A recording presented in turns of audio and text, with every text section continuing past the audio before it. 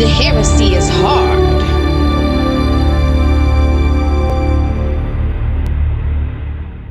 I felt like it was kind of karma for me to go to jail for something I didn't do. Mississauga native. Counterfeit is $1 billion business. Forget your music. You should be selling shirts and stuff. The T-shirt king. We have to take appropriate action. Sean Bradshaw. This ain't excusable. Y'all are the doubters. Y'all can't believe that I got the power. Go take a cold shower. I'm feeling like He-Man, puffing that flower. Run and go coward, seeing the tower. Standing on top, looking down on you cowards. Lessons I learned within 24 hours. Mentally drained, make you spit up some chowder. So basically, I get up 6 in the morning, and before I go to work, I gotta make sure I got minimum 150 t-shirts packed in my car. For after work, I go straight downtown to sell the shirts. So in the process of me waking up, working, going to go sell shirts till about 11 o'clock, 12 o'clock, midnight, I don't have much time, so I have to make use of my time. So when I'm driving my truck, the peace of mind, not listening to the radio, seeing all this different scenery, brings out the creative juices in my head to write rhymes. But because I'm driving, I can't exactly put out a pen and pad and start rhyming. So the process, what I do, when I have a rhyme in my head, I voice text message it to my wife. And if I continue to rhyme, when I think of another rhyme to go with that. When did you decide you were an artist? I'm gonna bring it back a little bit with some history about music in my life. I'm not sure if you can see behind me, but it's got a lot of records and crates.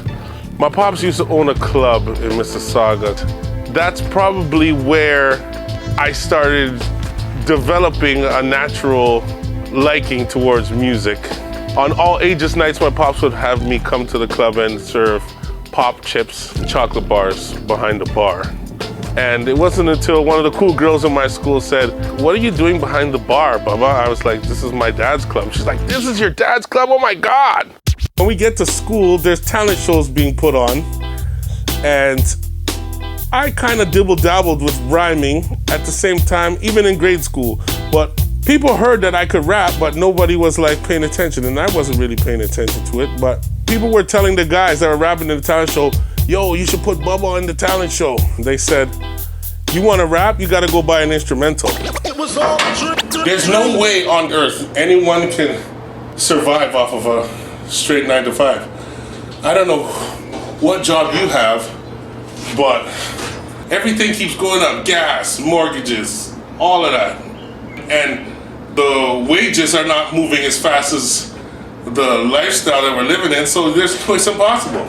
You have to. I need to sell shirts or I'll end up broke. It was all a dream. So I go to HMV, and the first record that I buy is Fat Pockets, Showbiz and AG. And when I went on the talent show and rapped with these other guys, their raps were more along the lines of their own style.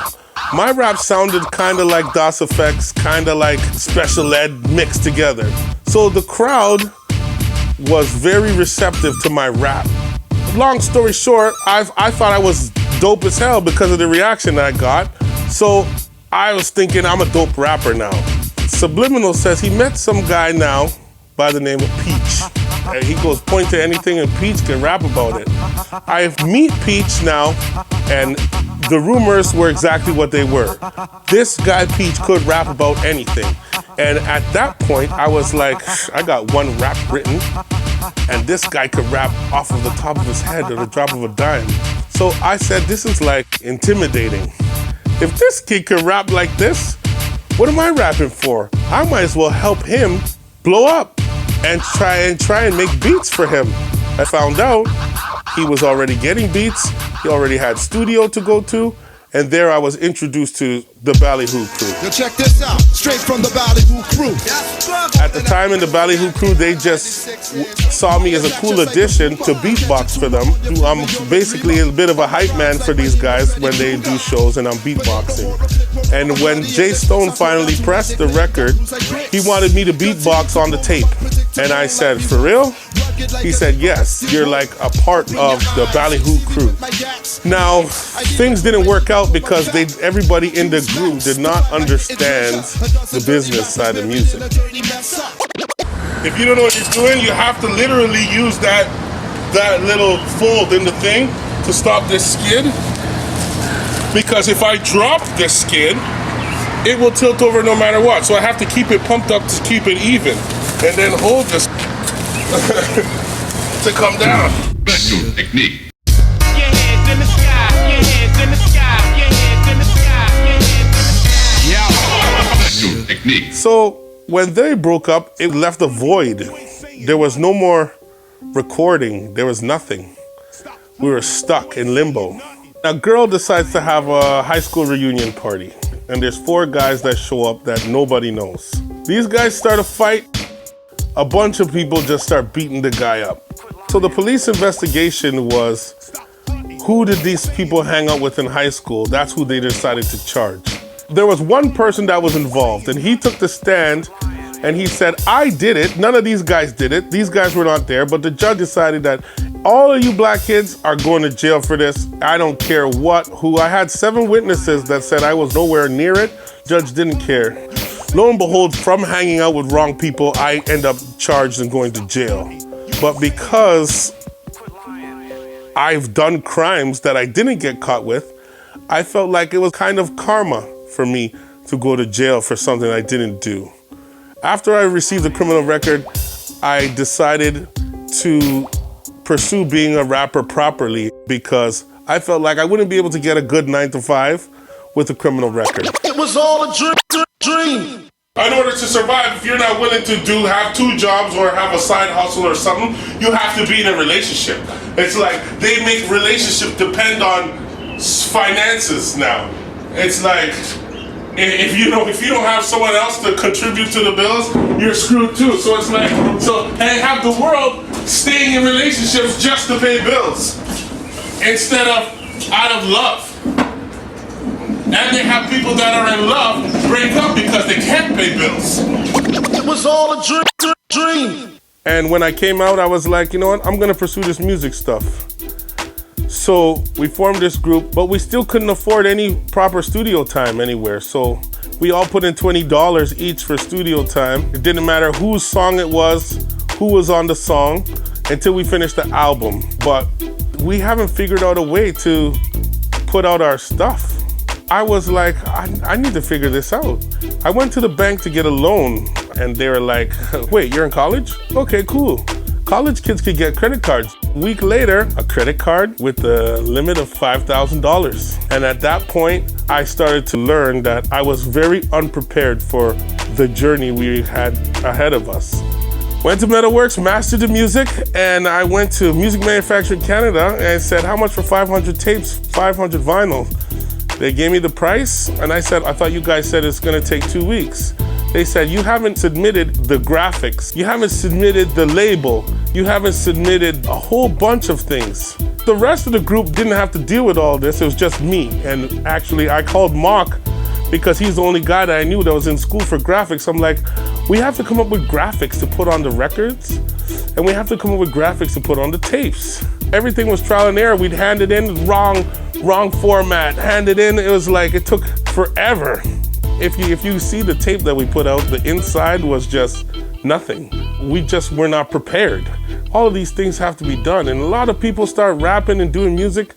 They don't realize that you gotta know the percentages of who's getting what and all that before you start going forward, because it really messes stuff up.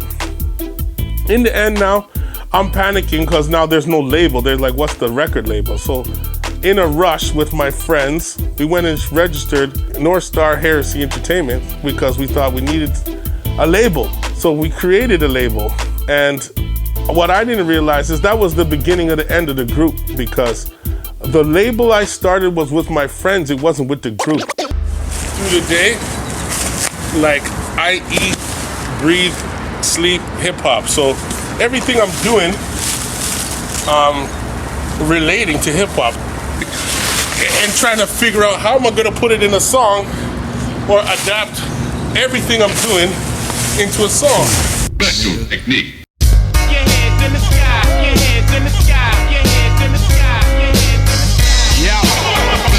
technique. We came up with North Star Heresy in my house, right? Now, I went back to jail. I was on parole at that time, right? I went back to jail, and you guys started the Northside Sound thing, right?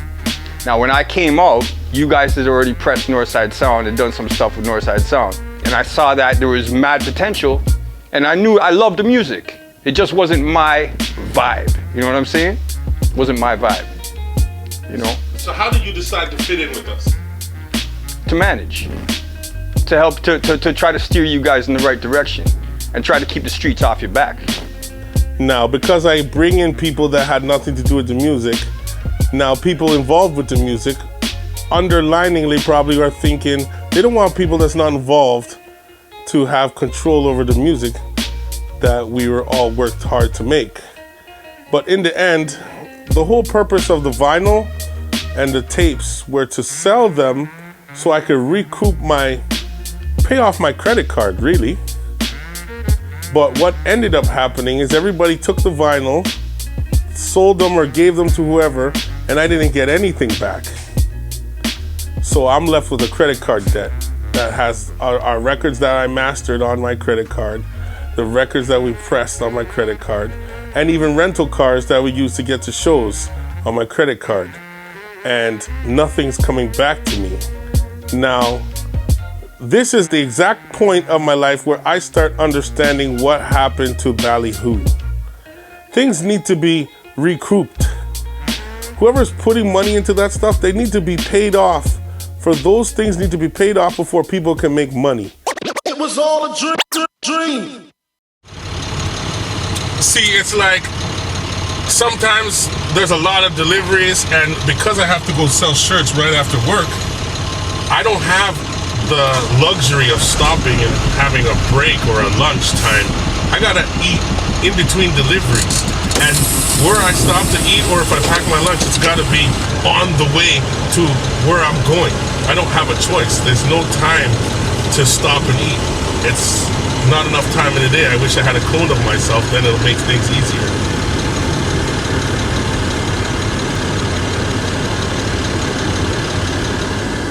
It was all a dream. The group ends up breaking up because I'm not a babysitter.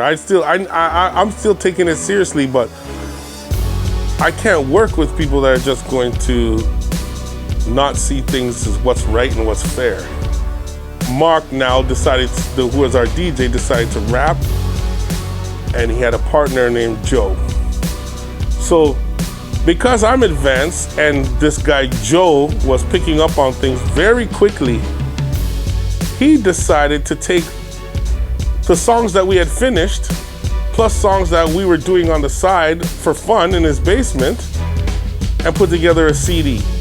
And he put Cryogenics. Now, we burnt a CD and we had it, and we were just listening to it, and it was cool to us. Crazy rhymes, you know, dope beats, you know what I mean? Like, I was definitely a fan, you know, as well as family, you know what I mean? Like, I backed it up, you know what I mean? I came to feel that Joe was family the same because of Cryogenics, and we brought him in like that, you know what I mean? We brought him in like family. You know what I mean? I accept him as family because that's how you guys brought him in as family, so he's family. We were selling CDs up and down Queen Street the majority of the time. Sometimes we go up and down Yonge Street, but Yonge Street, you didn't really pass Dundas. And we didn't really understand. It was an unwritten rule. But one time, Joe and Pierre went past Dundas and it didn't turn out too well. So there were certain territories where people locked down, and we locked down Queen Street in between Yonge Street and Spadina. We were there every day locking down that territory. That was cryogenic territory. Special technique. Your hands in the sky, your hands in the sky, your hands in the sky, your hands in the sky. Special technique. Joe and I met up with this guy named Georgie Porgy, who was going to the States to buy mixtapes and mix CDs. to sell on the streets of Toronto? Mississauga, it was cool, but it was pretty random and it's pretty basic. There's only so much you could do there. You needed more. And down here, there's just so much people, so much movement. And this guy did one day, because he went to New York, and he sat down and he said, they got these mixtapes. Like, you buy a tape, and there's like 80 guys on it, and it's dope stuff. And they're like $5, and there's guys everywhere that have them. And he's like, and he played me one. And it was just the bangingest stuff we ever heard. And I was just like, this is sick. We got to get more of these. Purples and blues, 10s and 5s, but they add up, they add up. And everybody's like, yo, you have any more of those tapes? Those tapes are awesome. And we're like, yeah, man, we're going to have some next week. And we had none. We showed Georgie our CD, and he's like, what is this? I could sell this on the street. And we were like, this is our stuff. And he's like, what? You guys have your own music on CD? He was freaking out about how we have our own music on CD and we're just not doing anything with it. And Joe's there agreeing with him. That's what I've been telling my crew. And I'm like, but Joe, we're trying to put together an album. We had it well put together, well thought out. But Joe took 4 of the songs off of that and put it on a Crowdgenics album. Georgie Porgy said, guy, just make a cover and we'll sell it. So what Joe did now, he took a picture of his G.I. Joes and he put my face on one of the G.I. Joes. And that was the Crowdgenics cover. We went to the internet cafe and started burning CDs. Met up with Georgie Porgy after work. At this time, a full day's work was $90, okay? Now, I go on the street with Georgie Porgy for 2 hours and I made $70. I was like, I wonder if I did this for 9 hours straight, how much, if I could make the $90, then I won't have to work. I start burning CDs every day with Georgie Porgy and Joe, and it got to the point where we're like, the quota is make $100 for the day, and you're happy. 10 CDs, $10 a pop. Georgie Porgy was basically showing us how he sells. It was all a dream. To make everything happen is a lot harder than it seems. And some people believe that they're above doing certain things, and some people are not. So, in this music, you're probably gonna have to get your feet wet and your hands dirty in every aspect of it, just so you can understand every part of what's going on before you get to a label. So you can understand if these guys are ripping you off or not. It was all a dream. The thing about hustling on the street is like when you have a store or you have a particular location where you're at, you have to wait for the customer to come to you. When you're on the street, you go to the customer. And it's all about the power of persuasion, the gift of gab, your demeanor, your swag, whatever you want to call it. And people were buying, and it was weird because nobody asked to listen to our music. In fact, we could have gave them blank CDs. Nobody cared. They were buying whatever we had. And Shahid is the one that showed me. He's like, Bubba, you don't realize these people don't care what we have to sell. We're selling ourselves to them. My friend Bubba, he is like me, a bigger version of me. My brother from a different mother. And he just took to it like a duck to water. Actually, the first day I brought him out, he sold more than me. Special technique. Your hands in the sky, your hands in the sky, your hands in the sky, your hands in the sky. Yeah. Special technique. We're sold out of CDs, right? I'm like, yes, we sold out. We had a good day. He's like, let's just try and get to Bloor Street to go burn some more CDs. But in the process, let's just walk and see if we can make $40. I go, how? He goes, by whatever we find. So he found a used pipe on the floor. He found a poster, anything. And we made the $40 using some crazy spill. And I was like, you know what, you're right. People didn't really care. But the fact that we had dope music on it, it was creating a buzz. When it started, there was nobody. We started it. We are the original street team. We are the original, CD choppers on the block. We ran the block, but we started it. It was because of us that other crews started coming out. The CD selling thing took off so much that I stopped working and I was selling CDs on a regular basis. I moved downtown in a house with all my friends, and that's how we were supporting ourselves, selling our own music on the streets for years. To the point where that got me my McDonald's commercial. I ran into these guys trying to sell them a CD. They didn't want to buy no CD.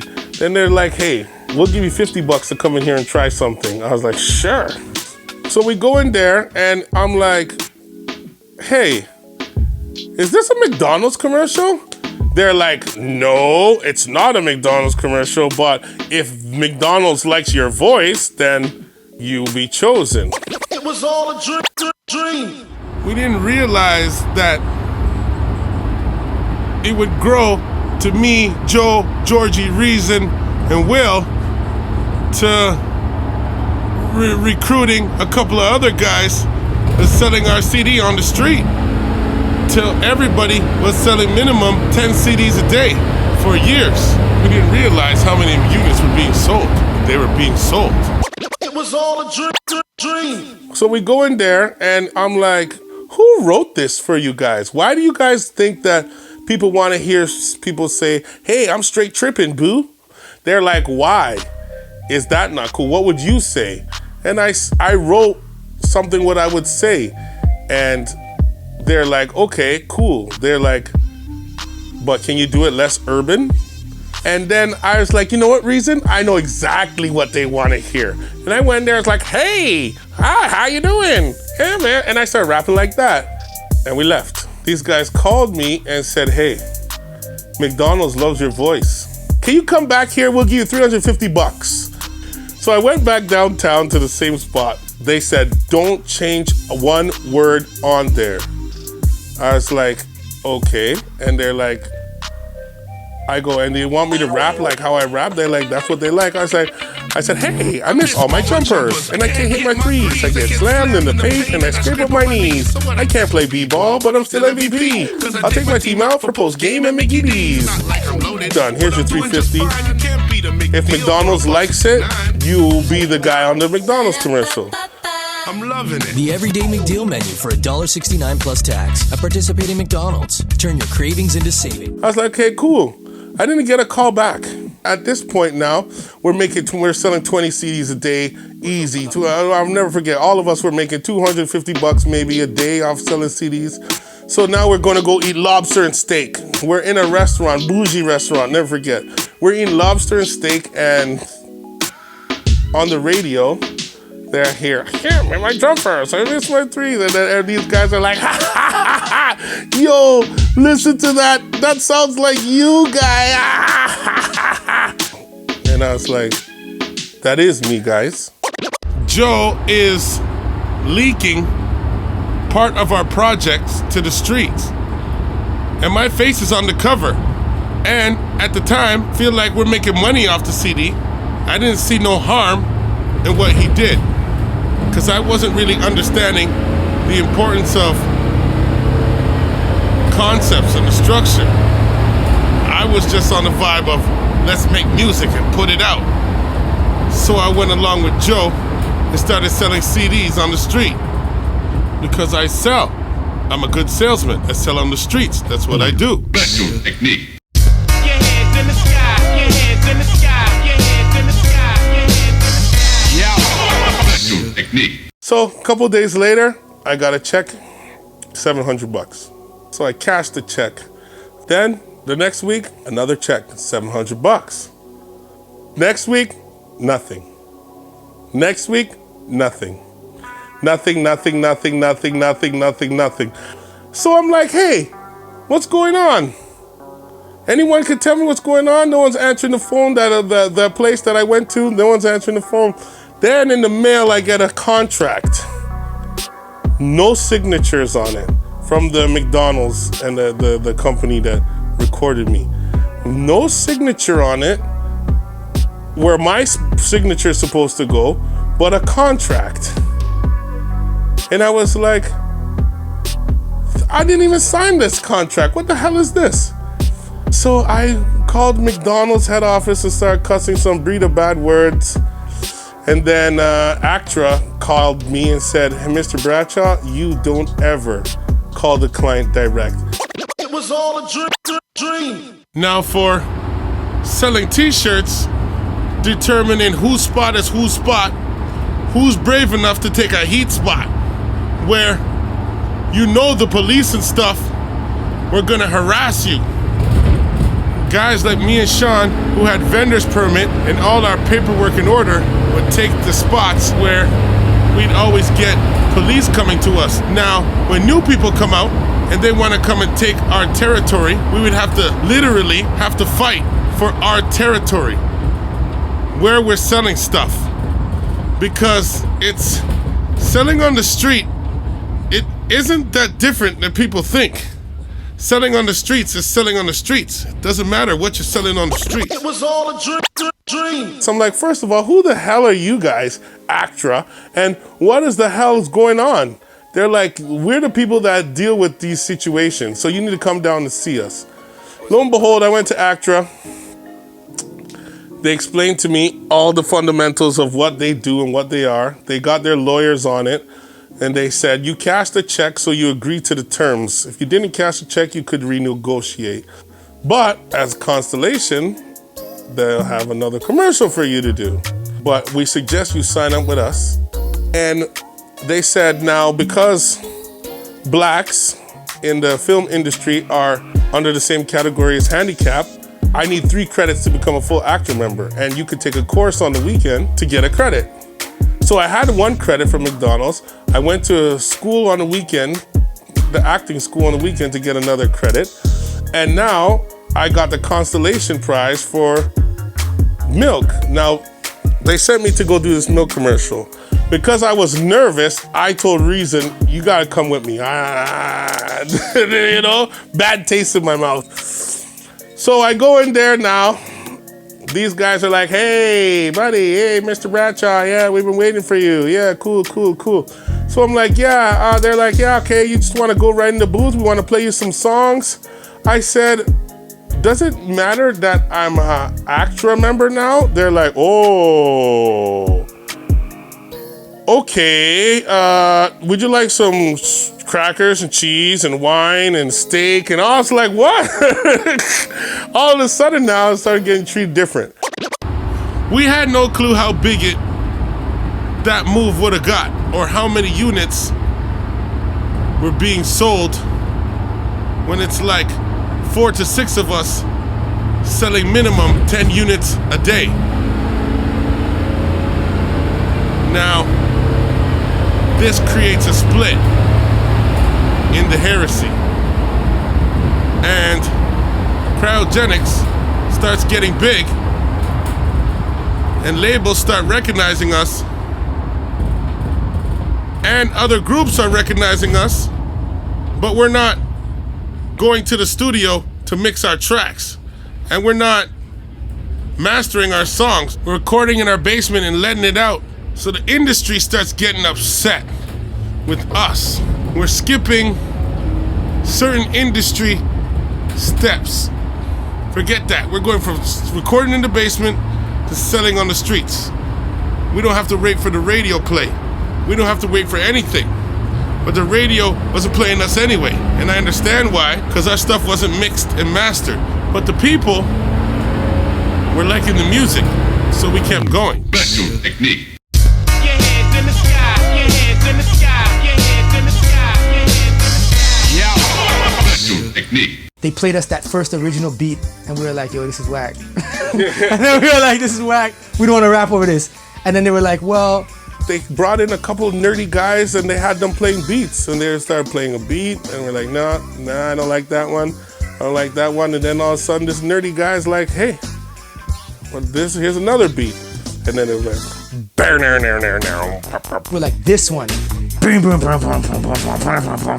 we were like, oh! And then right away we were like, woo! Good Lord! I said, that's the joint. Okay, they gave us some lyrics, and then we were like, can we play with these lyrics a bit? Take from the fridge, and then we were like, you know what? Let's do it like this. And me and you organized it, rewrote it, and kind of did it. And it was almost like, to me, it was like Dead Prez. They dropped the beat, and I was like, straight to your bones. He was like, from the farm to the fridge. And I was like, we know what you want. Well, actually, we first said, we know what you need, because we know how you live. We recorded it, everything was dope. And I just remember being like, this is gonna get taken for sure, because it was the most raw thing that would have been ever on TV at that time. There was nothing like that at all. And I just remember, if they take this, wow, this is gonna be huge. It was all a dream. Everyone else in the heresy, either they got with cryogenics or they put up a united front and created a group called the Icebreakers. We agreed that Icebreakers, you make your own tracks, cryogenics will make your own tracks, and we'll put it together on an album and allow the world to tell us what they think is fresh. It was all a dream. And we did it, I kind of knew that we were gonna get taken because of how they were surrounding us. If you remember, man, they were like all around us. It was like all these guys in lab coats and clipboards come out and write everything we say. I felt like we were behind it. We were like, literally, we were behind a glass wall, and they were just taking notes. And they were sitting there, was like 5 people, and they're like writing down everything we were doing and saying, and they were trying to record us talking, and it was like they were picking us apart. And I just remember being like, okay, we're gonna get this, we're gonna get this. The whole purpose of you guys making a commercial with milk with rap is because you want new customers, right? You want the younger kids to drink milk. This is the type that will get them interested. The lyrics, the way we were enunciating things, the beat, and the fact that I thought we were gonna be on the actual commercial. So I go, so when are we gonna film? We're gonna film it? It's a TV commercial? They're like, we don't know about filming.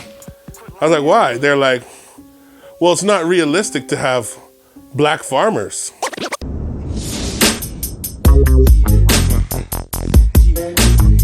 Straight to your bones, from the farm to the fridge. We know what you want, cause we know how you live. We got the big bad Bessie with the M-I-L-K. We be chillin'. Want milk? I said more milk.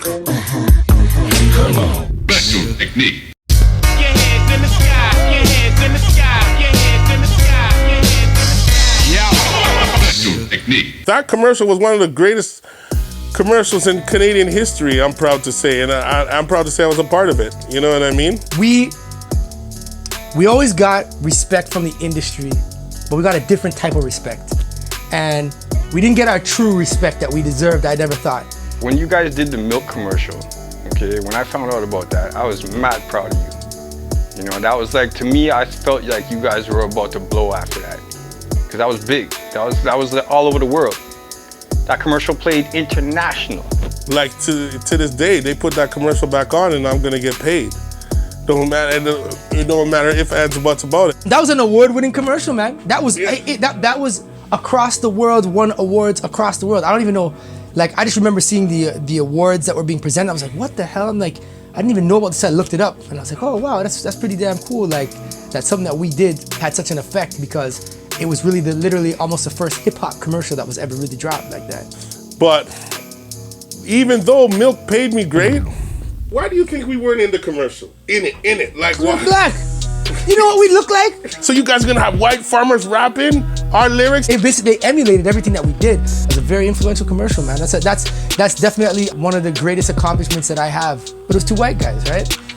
Which was like, that sucks. Cause like when you look at the commercial, people are like, that's not you. If I heard a commercial and I heard you know, to put that together is not too, especially when you're on the street listening to a CD.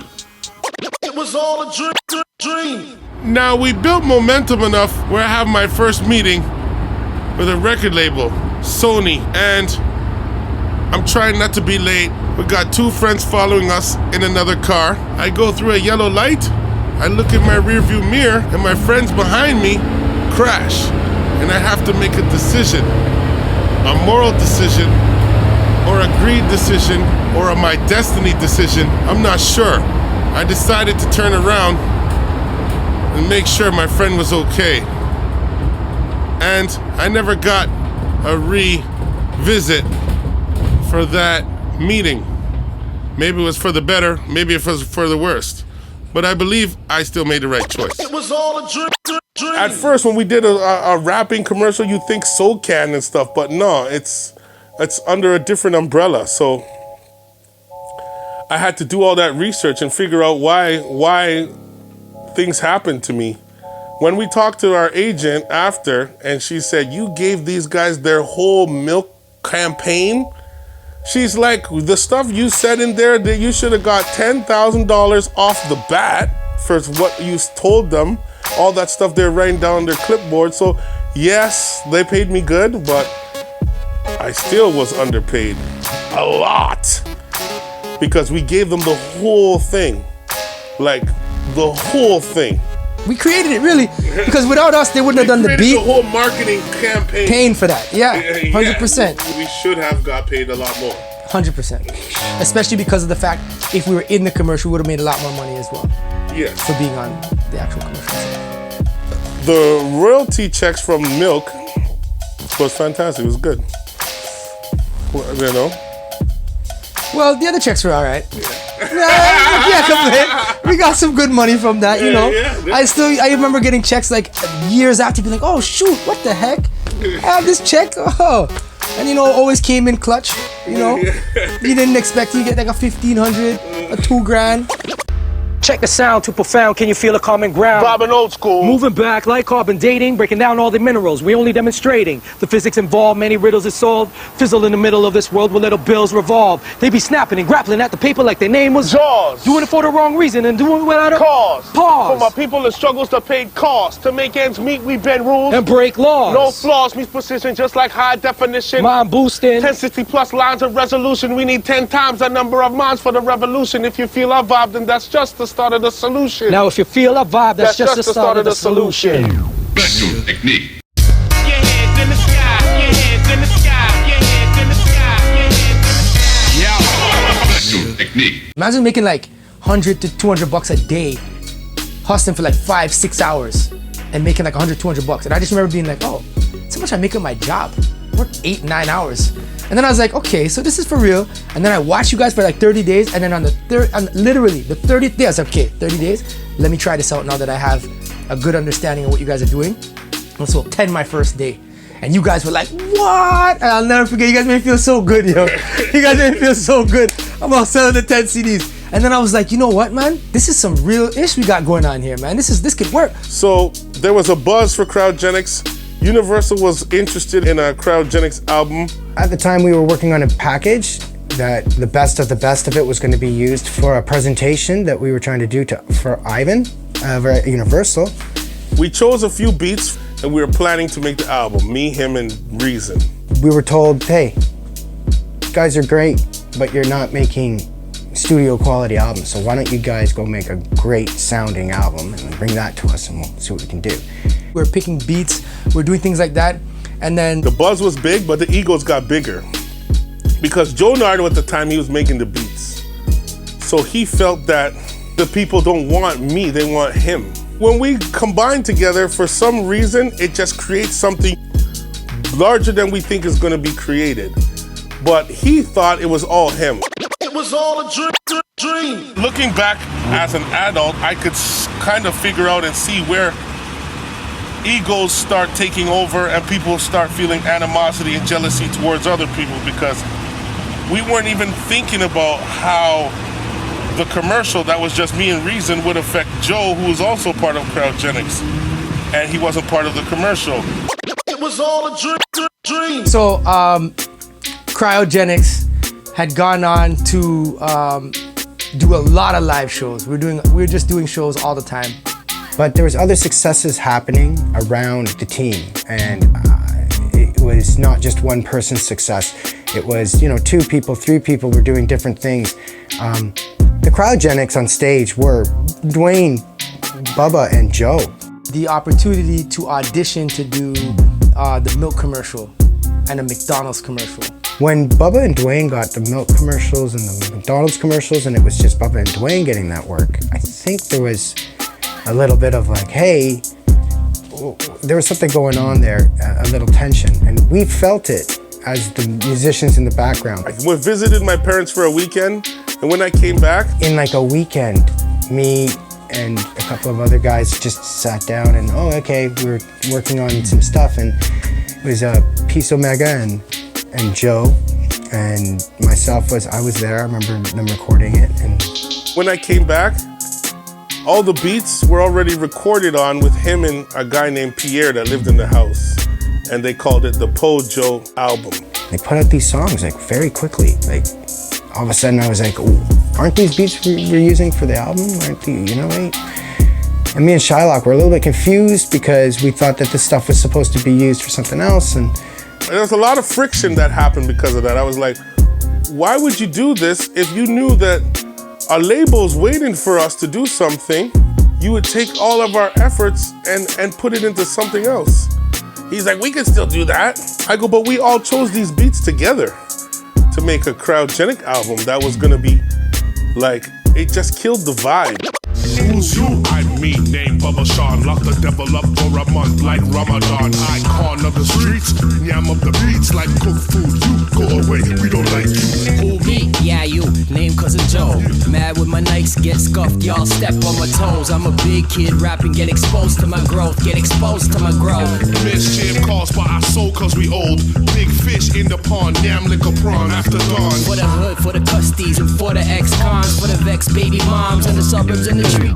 Special technique. Your hands in the sky, your hands in the sky, your hands in the sky, your hands in the sky. Special technique. The group was still together because we heard about something called Emergenza, which was a battle of the bands.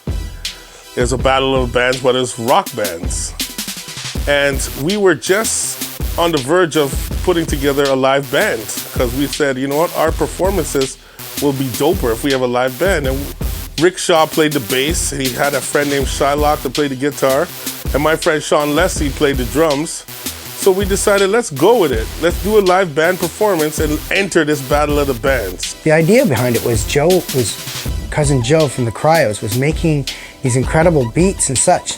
And then Bubba would come to us and interpolate them as the kind of the musical mind he is. He's got a Michael Jackson mind. He can just sing out parts to you. He'd be like, okay, so the sample sounds like this, so play it like this, Rickshaw. And he would just sing out how he'd want me to do something, or play it like this, and tap out what he'd want. And he'd be like, here, we'll do it like this. And he would bring it to life in a live environment outside of the beat that Joe had create something that would work live, right? And we could actually perform over.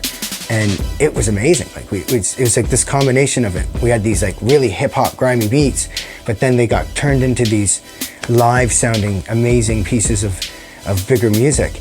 I don't know how that might have caused animosity, because it did. And like I know that was like, you know, it was always a focal point. What are we making? Hip hop beats, or are we making rock songs? Like, you know what I mean? Or are we making band music? It was all a dream. Because we were getting so big, we got a live band, and we got people to play in the live band. Sean Leslie, Hang, Rickshaw, Shylock, they're all part of our live band. Even Thrice-Sight and Rest in Peace Rain played in our live band during Emergenza. Now we made it all the way to the semifinals, but we had to rehearse. Because now we're dealing with a live band, we had to coordinate music, we had to compose music for the live band to play, because we're battling other bands. It was all a dream. I started to take this so serious that I was composing the music, telling bass player, play this, the guitar. I was creating a show. I was like, you know what? Enough of this winging it. We need to put together a show. We need to have some moves synchronized.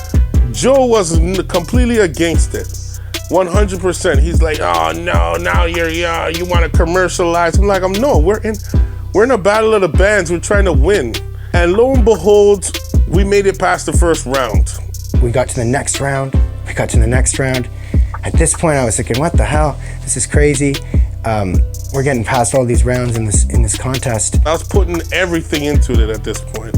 We were trying to take it to that next level. I remember Bubba wanted to incorporate things like dance moves, and like him and Dwayne had these dance moves down and stuff. They would step to certain songs and stuff, and it looked cool. But Joe didn't want anything to do with it.